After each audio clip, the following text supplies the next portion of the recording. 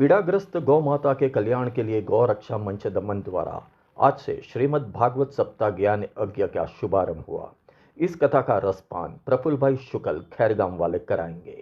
आज प्रथम भीमपो स्थित जलाराम मंदिर से पोथी यात्रा निकाली गई।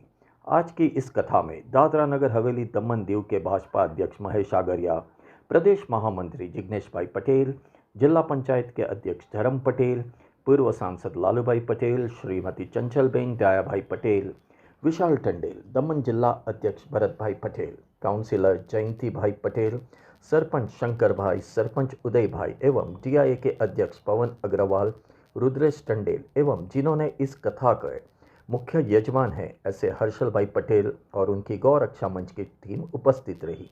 यह कथा आज से लेकर 19 तारीख तक चलेगी और जिसका समय दोपहर 3 बजे से लेकर शाम के 6 बजे तक का होगा।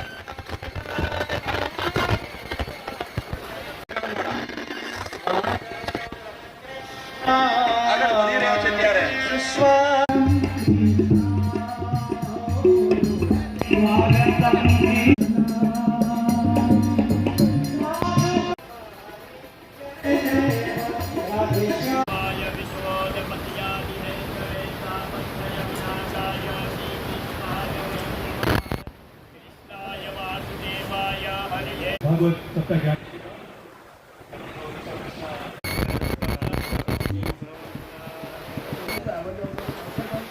संघ प्रदेश दादरा नगर हवेली दमन भारतीय जनता पार्टी का प्रदेश अध्यक्ष श्री महेश भाई आगरिया जी, संघ प्रदेश दादरा नगर हवेली दमन दीव भारतीय जनता पार्टी का प्रदेश महामंत्री श्री जिग्नेश भाई पटेल जी, श्री विशाल भाई टंडेल जी,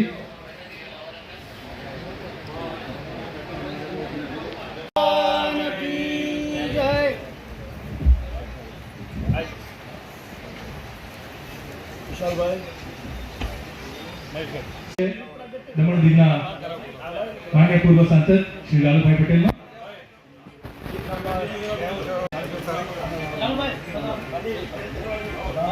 भीमपोर पंचायतना पूर्व सरपंच शांतुभाई पटेल ने पण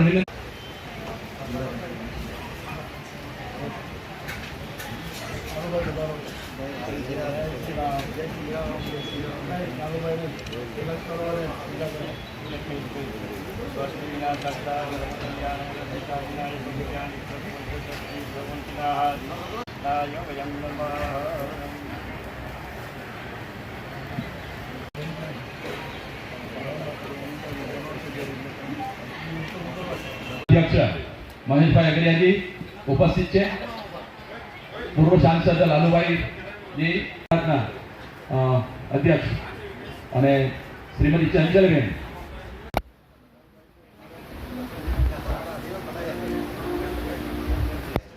અને દીપ પ્રાગટ્યથી આપણે આ ભવ્ય કોઈ તકરાર હોય જ નહીં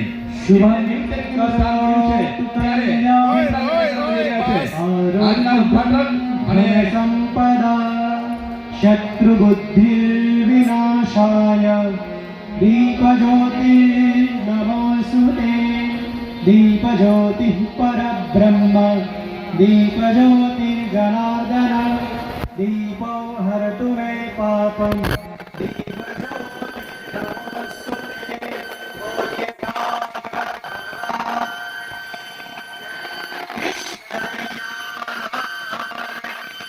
धीश की जय, सोमनाथ महादेव की जय।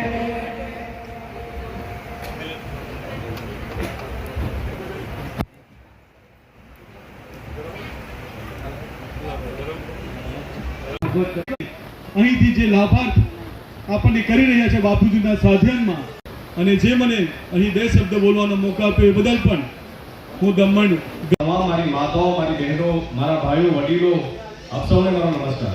પ્રેસના ભાઈઓ સૌને નમસ્કાર। બાપુ એક વાત તો ચોક્કસ છે કે આપણી આ દમણની દીવની અને સેવાદય લાપા પ્રદેશની ધરતી જે છે એ એકદમ આપણે કહીએ ને ભગવાન વિષ્ણુ અને ભગવાન શિવના આશીર્વાદ છે, પવિત્ર ધરતી છે। કેમ કે અનગિનત કથાઓ થાય છે બાપુ, ભાગવત કથા થાય છે, શિવ કથા થાય છે અને કોઈ પણ રૂપમાં પિતૃઓના રૂપમાં થાય છે। આજે માતા ગૌ માતાના રૂપમાં કથા થઈ રહી છે. તો એ સૌથી મોટી વાત છે. અને બીજું કે દમન ગૌ રક્ષક મંચના અધ્યક્ષ હર્ષલભાઈ અને એમની પૂરી ટીમ છે બાબુ, એ એટલી સેવા કરે છે ને, એમને એક તો જોરદાર તાળીઓથી આપણે આભાર માનવું જોઈએ કે આપણું ભવ્ય આયોજન કર્યું છે એમને. બેફિકર રહ્યો, મારાથી જે બી બનશે હું કરવા તૈયાર છું, એના પાસે નહીં હતી એટલી મારી વાતો છે તમને. ગૌ માતા કી. આપણે આ પહેલી વખત જ્યારે ગૌ માતા માટે જ્યારે કથાનું આયોજન થયું તો આપણો જયકાર કેવું હતું, બોલો ગૌ માતા કી. આજે ખરેખર આ પાવન કાર્યમાં અહીં મંચ પર ઉપસ્થિત આપણે કહીએ કે વ્યાસપીઠ પર વિરાજેલ વ્યાસ ભગવાન તુલ્ય જેઓ આપણને કથાનું રસપાન કરવા જઈ રહ્યા છે એવા પૂજ્ય બાપુ પ્રભુભાઈ શુકલજીના ચરણોમાં કોટી કોટી વંદન કરીને પ્રણામ કરું છું. ઉપસ્થિત મંચ પર ચેતન મહારાજ શ્રી, તમામ ભૂદેવતાઓ ઉપસ્થિત, આપણા તમામ ગૌ ભક્તો, આપણા કોળી સમાજ, આપણા પ્રમુખ માતા શ્રી ચંચલબેન પટેલ, અન્ય ઉપસ્થિત ભાઈઓ બહેનો, મારી માતાઓ, યુવાન સાથીઓ, અને ખાસ કરીને જેઓએ આ ભગીરથ કાર્ય જેઓ ઉપાડ્યું છે એવા ગૌ સુરક્ષા મંચના મારા પ્રમુખ ભાઈ શ્રી હર્ષલભાઈ પટેલ અને તમામ ટીમને હું કોટી કોટી વંદન, અભિનંદન અને નમન કરું છું. મિત્રો, ખરેખર હમણાં જે રીતે મહેશભાઈ, જિગ્નેશભાઈ કહી ગયા એ રીતે આપણે મનુષ્ય તરીકે જ્યારે જન્મીએ તો એ ભાગ્યની વાત છે, પરંતુ મનુષ્ય તરીકે આપણે ભારતની પાવન પુનિત ધરતી પર જન્મીએ ને તો એ સૌભાગ્યની વાત છે. અને એટલા માટે જ્યારે આપણે હિન્દુ ધર્મની વાત કરીએ તો જાતિ પાતિને દૂર કરી અને આપણે સર્વ હિન્દુ છે એવું કરીને આપણે જો આગળ વધીએ તો જ આપણો ધર્મ ને આપણી સંસ્કૃતિને આપણે આગળ વધારી શકીએ છીએ. આજે પૂરક કથાનું આયોજન કર્યું અને બાપુને બોલાવી વ્યાસપીઠ બિરાજમાન પ્રભુભાઈ શુક્લાજી અને એની સાથે એની ટીમ. સ્વામી કથાની વાત કરીએ ને તો પ્રભુભાઈની એક કથા એક જગ્યાએ કેન્સલ થઈ ગઈ દમણની અંદર. ત્યારે મને બોલાવ્યો કે લાલુભાઈ કથા તમારે કરવાની, મારી 600મી કથા છે, તમે કીધું ચાલો આવો. ત્યારે કચીગામ ક્રિકેટ ગ્રાઉન્ડમાં અમે કથાનું આયોજન કર્યું. ત્યારે 45 પોથીનું આયોજન કર્યું. ચેતનભાઈ, 45 પોથી દરેક સમાજ દમણથી, ઘણા વર્ષો થઈ ગયા. આજે 889 બાપુ 889ની અજાની ઉપર જાય એવી અમે તમારી આશા રાખીએ અને રેકોર્ડ બ્રેક થાય. આજે ગૌરક્ષણના અધ્યક્ષ હર્ષલભાઈ, તમને તમારી ટીમને ખૂબ અભિનંદન આપું. આટલું સુંદર આયોજન કર્યું. બધા જ ઉપસ્થિત ભક્તજનો, બધા જ નેતાગણ, બધા જ કાર્યકર્તાઓ, ગૌ માતાની જેટલી સેવા કરે એટલી ઓછી છે. गौ माता की सेवा એટલે મા બાપની સેવા. 8,000 रुपया ये दान की महिमा आगे चलती रहेगी, लेकिन स्वागत के लिए यहाँ पे आए जयंती भाई हरिवर के काउंसिल. ફરી આપણે દમણ ગૌરક્ષા મંચ દ્વારા એમનું ખૂબ ખૂબ ધન્યવાદ પાઠવીએ છીએ. ઉપસ્થિત બધા અગ્રણીઓએ આજે સભાને સંબોધિત કર્યું અને પૂરા વિશ્વાસ છે કે આજે વાગશે અને તમામ ગૌ સેવકો ખૂબ ખૂબ પ્રોત્સાહિત થશે. આજની આ ભગવત કથામાં દરેક ભક્તજનો ઉપસ્થિત, દરેકનું સ્વાગત છે. ખરેખર ગૌરક્ષા મંચ દ્વારા આયોજન, ભવ્ય આયોજન કરવામાં આવ્યું. ગૌરક્ષા મંચના અધ્યક્ષ અને એમની ટીમને હું ખૂબ ખૂબ અભિનંદન પાઠવું છું. કારણ કે આ આપણો હિન્દુ સનાતન જળવાઈ રહે અને આ ગૌરક્ષા માટે જે આ ભવ્ય કાર્ય કરવામાં આવી રહ્યું છે, ખરેખર આમાં દરેક ભક્તજનો લાભ લે અને દરેક ભક્તજનો સહયોગ આપે એવી હું આશા રાખું છું અને આ ટીમને હૃદયથી ધન્યવાદ કરું છું. ભારત માતા કી જય. ભાઈ પટેલને સ્મરણાર્થે જિગ્નેશભાઈ દ્વારા જે ભાગવત કથાનું આયોજન થયેલું એમાં આપણે મંત્ર લીધે અખિલ દેહી નામ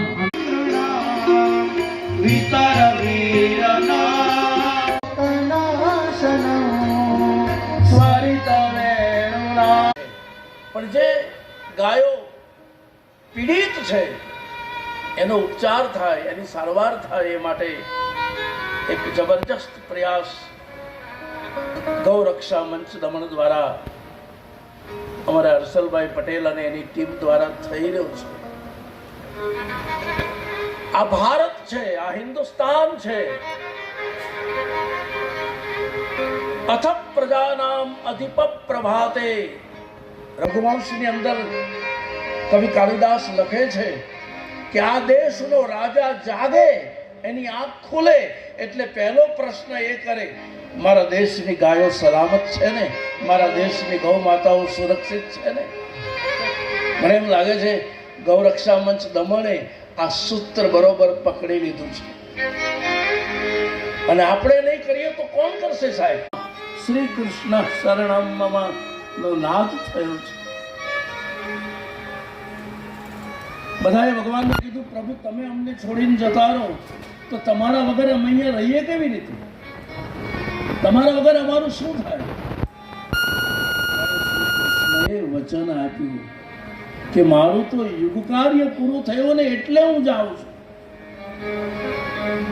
પણ મારું કૃષ્ણ અવતારનું બધું જ તેજ, મારું કૃષ્ણ અવતારનું બધું જ પુણ્ય હું ભાગવતમાં સમાવતો જાઉં છું. બોલીએ ભાગવત ભગવાન કી જય.